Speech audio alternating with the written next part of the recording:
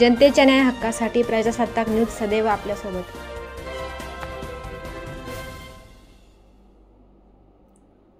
सरकार म्हणते दिवाळी गोड करू, पण गोड कोणाची झाली? तुमची झाली असेल, कारण शक्तिपीठ महामार्गासाठी तुमच्याकडे तब्बल 80,000 कोटी रुपये आहेत, पण शेतकऱ्यांची सरसकट कर्जमाफी करण्यासाठी 10-20 कोटी रुपये नाहीत। आणि आता म्हणतात आम्ही कर्जमाफीबद्दल कधीच बोललो नव्हतो, असा जोरदार हल्लाबोल खासदार सुप्रिया सुळे यांनी राज्य सरकारवर चढवला। संगमनेर तालुक्यातील सावरगाव घोले येथे माजी पोलीस पाटील लाडूजी घोले यांच्या अभिष्टचिंतन सोहळा व शेतकरी मेळाव्यात बोलत होत्या। कार्यक्रमास खासदार भाऊसाहेब वागचौरे, माजी मंत्री बाळासाहेब थोरात, डॉक्टर जयश्री थोरात, ह.भ.प. रामकृष्ण महाराज लयवितकर, उद्योजक नानजीबाई ठक्कर, जनार्दन आहेर, गणपतराव महाले, अभिषेक कळमकर, संदीप वरपे, सुहास वाळुंज, जालिंदर गागरे, गौरव डोंगरे, अजय फटांगरे आदी मान्यवर उपस्थित होते। यावेळी आयोजक चंद्रकांत घोले, लाडूजी घोले यांची नात गार्गे घोले यांनी आपलं मनोगत व्यक्त केलं। यावेळी लाडूजी घोले, त्यांच्या पत्नी लीलाबाई घोले यांचा खासदार सुप्रिया सुळे, खासदार भाऊसाहेब वागचौरे, माजी मंत्री बाळासाहेब थोरात यास मान्यवरांच्या उपस्थितीमध्ये अभिष्टचिंतन करण्यात आलं। यावेळी माजी मंत्री बाळासाहेब थोरात यांनी या शेतकरी मेळाव्यातून महायुती सरकारवर जोरदार हल्ला चढवला। सध्याच्या सरकारच्या तिजोरीत खडखडाट आहे, शेतकऱ्यांना मदत देण्यासाठी पैसे नाहीत, काही महिन्यांनी सरकारी कर्मचाऱ्यांचे पगार द्यायला पैसे उरणार नाहीत, जनजीवन मिशन योजनेची अवस्था वाईट आहे, किती टाक्या बांधल्या, किती पूर्ण झाल्या याचा पत्ता नाही, पण काही ठेकेदारांची बिलं निघाली, काहींची निघाली नाही, हे सरकार केवळ दिखावा करते। त्यांनी पुढे सांगितले, शेतकरी, शिक्षक, ठेकेदार आत्महत्या करत आहेत, शेतीमालाला भाव नाही आणि सरकार मात्र उत्सव साजरे करते। महाराष्ट्रातील सत्ता ही मिरवण्यासाठी नाही, जबाबदारी पार पाडण्यासाठी आहे, पण हे सरकार जनतेचं दुःख पाहण्यास तयार नाही। नगर जिल्ह्यात अजूनही पांढरी टोपी, पायजामा आणि कडक टोपी घालणारा शेतकरी आहे, याचा मला अभिमान आहे। आमच्या विरोधात नेते, यंत्रणा आणि सत्ता सगळं होतं, पण मतदारांनी आम्हाला निवडून दिलं। जोपर्यंत मतदार राजा आमच्यासोबत आहे, तोपर्यंत कोणी आम्हाला पराभूत करू शकत नाही। मला लढायला आवडतं आणि विरोधात बसण्याची मजाही वेगळी आहे, असं सांगत केंद्र आणि राज्य सरकारवरही सुप्रिया सुळे यांनी कडाडून टीका केली। यावेळी या अभिष्टचिंतन आणि शेतकरी मेळाव्याला संगमनेर शहर आणि तालुक्यातील, त्याचबरोबर अकोले तालुका, अहमदनगर जिल्ह्यातील राष्ट्रवादी काँग्रेसचे कार्यकर्त्यांची मोठी उपस्थिती होती। हा गौरव सोहळा आयोजनासाठी समस्त ग्रामस्थ सावरगाव खोले गौरव समिती यांनी विशेष परिश्रम घेतले। ज्या व्यक्तिमत्वाकडून मला माणूस तत्वाचं सूत्र, मंत्र आणि तंत्र उमगलं, असे माझे वडील लाडोजी सत्तूजी घुले पाटील यांचा अभिष्टचिंतन सोहळा आणि त्या सोहळ्याच्या अनुषंगानं माझ्या बळीराजाच्या, माझ्या शेतकऱ्याच्या प्रश्नाचं काही चिंतन व्हावं, यासाठी आयोजित केलेल्या या शेतकरी मेळाव्याच्या कार्यक्रमाचे अध्यक्ष, राष्ट्रीय काँग्रेस कार्यकारिणीचे सदस्य, आपल्या अत्यंत संयमी, सृजनशील नेतृत्वाने ज्यांनी संगमनेर तालुक्याची राज्याच्या आणि देशाच्या राजकीय आणि सामाजिक पटलावर प्रतिमा उंच करण्याचं काम केलं, असं लोकाभिमुख लोकनेतृत्व आदरणीय बाळासाहेबजी थोरात साहेब आजच्या कार्यक्रमाच्या प्रमुख अतिथी आणि त्यांच्या शुभ हस्ते हा कार्यक्रम संपन्न होतोय। अशा महाराष्ट्राच्या रणरागिणी, राज्याच्या आणि देशाच्या सामाजिक, राजकीय आणि आर्थिक संक्रमणाच्या काळामध्ये महाराष्ट्राचा बुलंद आवाज ज्यांनी दिल्लीच्या तख्तावर गाजवण्याचं काम ज्यांनी त्या ठिकाणी केलं, अशा संसद रत्न आणि आमचं सर्वांचं लाडकं नेतृत्व आदरणीय खासदार सुप्रियाताई सुळे आजच्या या कार्यक्रमाच्या अनुषंगानं माझ्या वडिलांना आशीर्वाद देण्यासाठी उपस्थित असलेले रामकृष्ण महाराज लयवितकर, नानजीबाई खिमजीबाई ठक्कर, गणपतरावजी महाले साहेब, अमितजी भांगरे, युवा नेतृत्व, अहमदनगर राष्ट्रवादी जिल्ह्याचे अध्यक्ष खराळ, त्यांच्या प्रयत्नाने, अमितच्या आणि संदीपजींच्या प्रयत्नाने सुंदर असा समारंभ येथे संपन्न होतो आहे। आणि आपल्या या विभागातलं एक ज्येष्ठ व्यक्तिमत्व, एक आदरणीय व्यक्तिमत्व, माननीय आदरणीय श्री लाडूजी सत्तूजी घुले पाटील यांचा अभिष्ट चिंतनाचा हा सोहळा संपन्न होतोय। आपण शेतकरी मंडळी, शेतकरी मेळावा सुद्धा या निमित्तानं आयोजित केला गेला। तर म्हणजे सावरगाव गोल्यातला एक सुंदर कार्यक्रम म्हणून कायम नोंद या कार्यक्रमाची राहील. आणि या कार्यक्रमासाठी खासदार सुप्रियाताई यांनी प्रवास किती पहाटे सुरू केलाय तुम्हाला माहित नाही. म्हणजे मुंबईवरून आल्या त्या धावपळ करत आल्या. आम्हाला वाटलं 10 वाजता पोहोचतील, 9 वाजता संगमनेरला. फार अडचण चंद्रकांतची होऊ नये का संयोजकांची होऊ नये म्हणून आम्ही थोडा टाइमपास केला.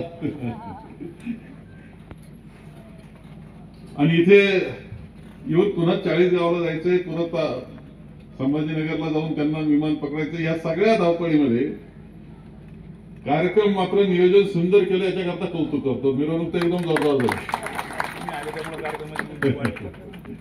मिरवणूक जोरदार झाली. बऱ्याच काळानंतर हा कार्यक्रम आपण पाहतोय, असा सुंदर कार्यक्रम आपण पाहतो. हा आमचा सह्याद्रीच्या रांगांमधला आहे.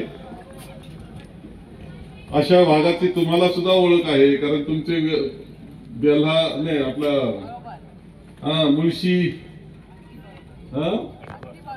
खडकवासला हा सगळा जो आहे, म्हणजे एक मतदारसंघ 3 तालुके, रस्ते अंतर्गत नाहीत. अशी अवस्था बाहेरून जायचं परत आत जायचं असं करावं लागतं. ताईंचा मतदारसंघ ताईंनी सुंदर सांभाळलेला मतदारसंघ येतो डोंगर भागाचा. तसा हा परिसर आहे, तर त्याच्यापेक्षा एक थोडा फरक इथं आहे. हा जसं सह्याद्रीच्या रांगांमध्ये आहे तसा रेन शॅडो मध्ये, पर्जन्य छायेच्या भागामध्ये पाऊस कमी असतो इथं. आता दिवाळीच्या काळात आलं तर हिरवगार दिसतं, काश्मीर वाटतं आपल्याला. काश्मीरपेक्षा कमी नसतं, परंतु तोच उन्हाळा मात्र कठीण असतो. अशा ठिकाणी आपण हा कार्यक्रम आज करतो आहे. नावांमध्ये जात नाही, सर्व मान्यवर इथे उपस्थित आहेत.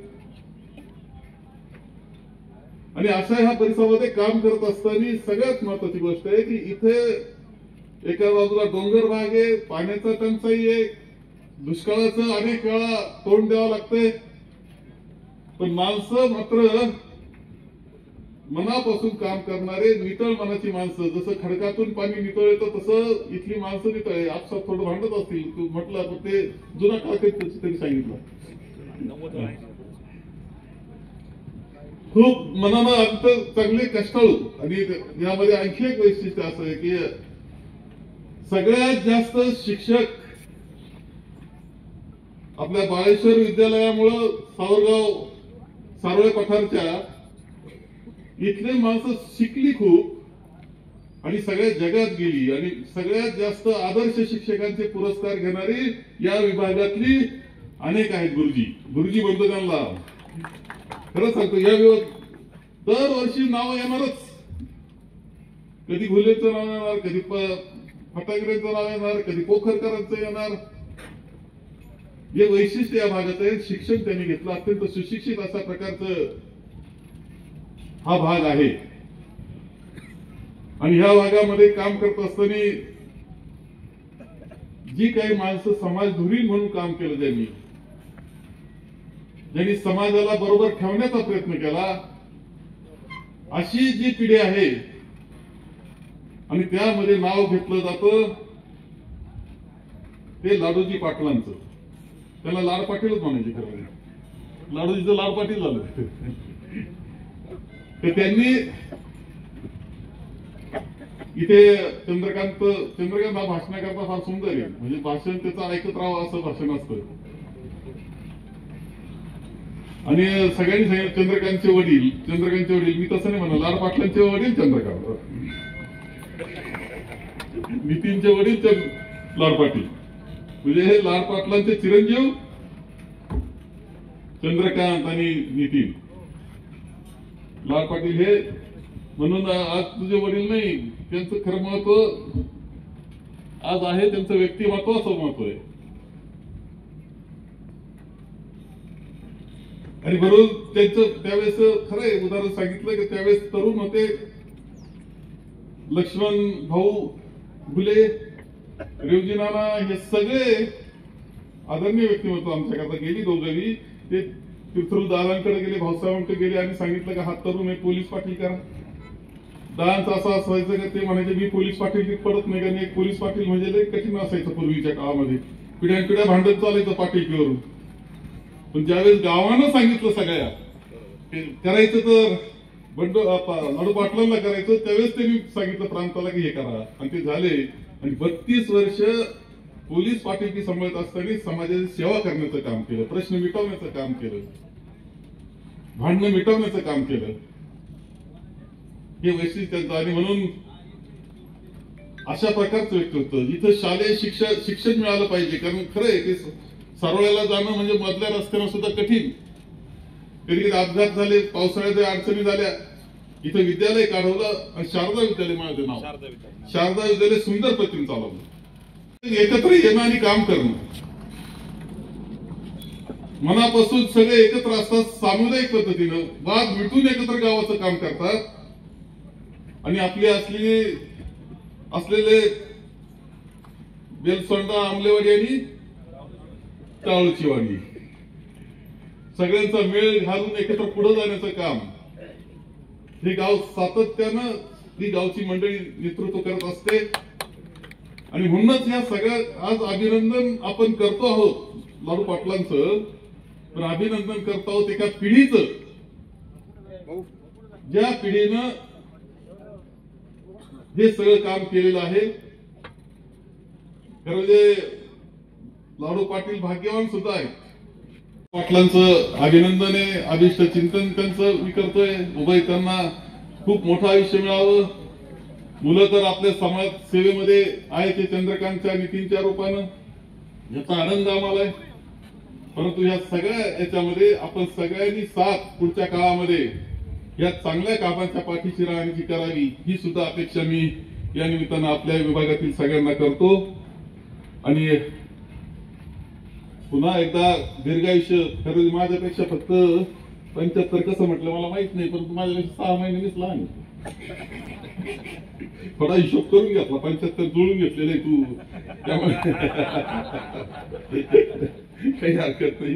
परंतु योग्य वेळी चांगला सत्कार आनंदानं वातावरणात होतो, याचा आनंद मला निश्चितपणे सगळ्यांना होतो आहे. खूप आयुष्य चांगलं मिळावं, दीर्घ आयुष्य मिळावं आणि त्या सर्वांच्या जीवनात आनंद निर्माण व्हावा याकरता शुभेच्छा देतो. 2 शब्द संपवतो, मी पुढे निघून जातोय.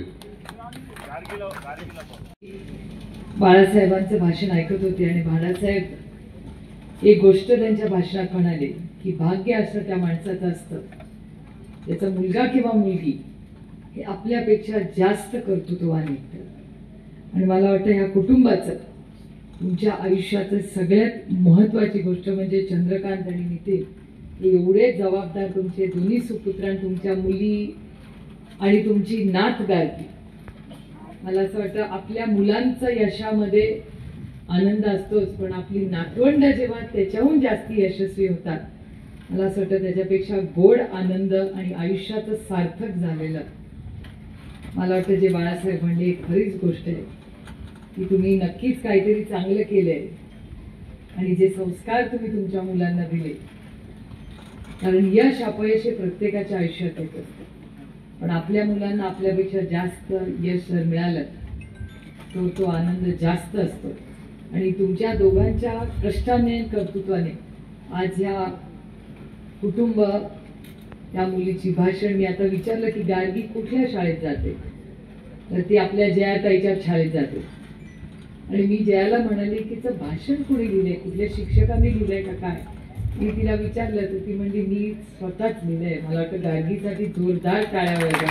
आणि तिने एका भाषेत नाही 2 भाषांमध्ये भाषण केलं. ती इंग्रजीमध्येही बोलली आणि ती मराठीतही बोलली. मला अभिमान एका गोष्टीचा आहे. आता पुढच्या वेळेस आपण जेव्हा येऊ तेव्हा मला हिंदी भाषा पण ऐकायची, जे मी शिकते आता. त्यामुळे मी नेहमी जेव्हा साईबाबांच्या बद्दल विचार करते तेव्हा म्हणते श्रद्धा आणि सबुरी. सबुरी में बहुत मजा आहे आणि कमी बोलण्यात आणि मजा आहे. काही लोक बोलत राहतात, काही लोकांचं आमच्यावर विशेष प्रेम आहे, ते वन वे बोलत राहतात. मला मगाशी जयानी आम्ही सांगत होते गाडीत, मी आणि संदीप भाऊ गाडीत बसलो होतो की संदीप भाऊनं म्हणलं काय तुमच्या जिल्ह्यातल्या लोकांचं आमच्यावर खूप प्रेम आहे. तर मी म्हटलं काय मग, म्हटलं त्यांचं विशेष प्रेम आहे, ती गाडी वन वे चालत असते, ते आमच्यावर टीका करत राहतात, आम्ही कधी उत्तर देतच नाही, कारण का मला त्याची गरजच वाटत नाही. प्रत्येक आरेला कार्य म्हणणं गरजेचंच नसतं, आणि त्या काळात त्या कार्याला उत्तर असतं. करारा जवाब देना है, सोनार की एक वक्त आएगा. मला तर कधीच घाई नसते, आणि आपण साईबाबांशी बघतो त्याच्यामुळे सबुरीच विचार. आणि सत्ता आणि विरोधी विरोधात बसण्यात पण खूप मजा आहे. मी तर विचार करते की मी आता जर सत्तेत असते तर मी काय भाषण केलं, की तुम्हाला इथे येऊन काय बोलले असते. तुम्ही विचार करा. म्हणजे मी विचार करतो ते रामकृष्ण हरिबाई माझ्या पांडुरंगाची इच्छा मी विरोधात आहे, कारण का मला नाही त्या शेतकऱ्याच्या दुःखामध्ये त्याच्या अश्रूमध्ये सहभागी व्हायचं, मला त्याच्या आनंदात सहभागी व्हायचं, त्याच्या दुःखात नाही. आज कांद्याचा भाव काय मला अजूनही आठवत होतो दिवस. बागचौरे साहेब आपण पार्लमेंटमध्ये होता मला वाटतं तेव्हा आदरणीय पवार साहेब शेती मंत्री होते. भारतीय जनता पक्षाचे सगळे नेते कांद्याच्या माळा घालून आले होते संसदेत, आणि म्हणले शरद पवार हाय हाय, शरद पवार हाय हाय. शांत, तुम्हाला माहितीये पवार साहेब चेहऱ्यावरची एक लाईन पण देतो, शांत बसतो. काय आहे म्हणतोय, काय उत्तर देणार आहे. आणि पवार साहेबांनी उत्तर दिलं की तुम्ही माझी कितीही हाय हाय करा, कांद्याचा भाव तेव्हा वाढला होता, मी पडू देणार नाही. कितीही तुम्ही माझा विरोध करा, पण कांद्याला जो भाव मिळतोय तो भाव मिळालाच पाहिजे. आणि लागतो किती हो कांदा माणसाला, मला सांगा. स्वयंपाकघरामध्ये किती कांदा लागतो, एवढा तर लागतो ना. तो जर जरा त्याला चांगला भाव मिळाला, कोण आहे कांद्याचं शेतकरी, तो 100 एकरवाला नाहीये. तो जाती छोटी ज्याची कमी जमीन असते, कमी पाणी असतं, तो कष्ट करणार तोच असता ना कांद्याचा शेतकरी. मग त्याला जर 2 पैसे मिळाले तर काय अडचण आहे. असे 50 पैसे भाव नाही आहे त्या कांद्याला. केळी काय परिस्थिती आहे केळीची, आज केळीला भाव नाही. माझ्याच लोकसभा मतदारसंघात एक काळ असा होता की मला त्या जैन इरिगेशनला फोन करायला लागायचे, ओ जरा केळ्याचं पीक द्या, लवकर द्या, ते तुमचे सॅम्पल्स आम्हाला टक्के अधिकार आहे. आता जे इलेक्शन येणार आहे ना, जिल्हा परिषद पंचायत समिती, सगळ्यामध्ये 50% महिला, म्हणजे 1000 सीट लागल्या ना तर 500 सीट मध्ये महिला आहेत. विचार करा, म्हणजे 50%. आम्ही तर विचार करत होतो पहिला, परवा आम्ही पक्षाची लिस्ट घेऊन बसलो होतो तेव्हा आम्ही विचार करत होतो संदीप दादा की 1000 महिला लागतील या इलेक्शनला प्रत्येक पक्षाला. त्याच्यामुळे निर्णय प्रक्रियेत तुम्ही खूप मोठा भाग आहे, आणि सत्तेचा नुसता निर्णय नाही. मगाशी यांनी आबांचं नाव घेतलं, चंद्रकांत दादा, आबाची आठवण तुम्ही काढली, मला खरंच आनंद वाटतो. कारण आबा मला माझ्या मोठ्या भावासारखे. आजही ज्या दिवशी आबा गेले, आबाला शेवटचा श्वास घेताना डॉक्टर सोडून कोण होतं, मी होतो, बाकी कोणी नव्हतं ICU. सगळे त्यांची फॅमिली कोलॅप्स होऊन रडत होती, आणि मी डॉक्टरला सांगत होते प्रयत्न करा. माझ्या डोळ्यासमोर ते ICUवर नशिबाला. पण जो उत्साह सकाळी आल्या बघितला, याबद्दल त्या लेजिम करणाऱ्या महिलांचे मी मनपूर्वक आभार मानते. अतिशय सुंदर त्यांनी हा कार्यक्रम केला. म्हणजे या सगळ्या गुले कुटुंबाला मनापासून शुभेच्छा देते, आणि देवाचरणी पांडुरंगा एवढीच प्रार्थना करते की इराबिळा टळू दे, वरीचं राज्य येऊ दे, आणि या राज्यातल्या प्रत्येक शेतकऱ्याला काय म्हणतात बघा, मी सरसकट कर्जमाफी देऊ दे म्हणतात, ते आम्हाला तिकडून इशारा करून म्हणतात कांद्याला भाव देऊ दे. कशाला? कांद्याला भाव पाहिजे ना. तुमची बहिणी लढेल, काळजी करू नका. पुढच्या वेळेस आले ना सत्तेवाले की त्यांना घाला कांद्याच्या माळा आणि सांगा तू याला भाव दे, नाही तर तुला यूज देत नाही मी गावामध्ये. तरच म्हणजे आम्ही तर टोकाचा तिथे बगरे सर आहेत आपले, ते जो नात्यातला ओलावा होता ना, हाच मराठी माणसाचे संस्कार आहे. आणि हे संस्कार पुढे ठेवायची नैतिक जबाबदारी आज आपल्या सगळ्यांवर आहे. आज या कुटुंबाच्या कार्यक्रमाला येण्याला माझी संधी मिळाली. आपण ज्या प्रेमाने माझं स्वागत केलं त्याबद्दल आपले मनपूर्वक आभार मानून या घुले कुटुंबाला मनापासून शुभेच्छा देऊन आपली रजा घेते. जय हिंद, जय महाराष्ट्र, जय आघाडी. आपल्या परिसरातील ताज्या घडामोडी पाहण्यासाठी आजच प्रजासत्ताक न्यूज 24 ला सबस्क्राईब करा आणि रहा अपडेट. तसेच लाईक अँड शेअर करायला विसरू नका. प्रजासत्ताक न्यूज सदैव आपल्या सोबत.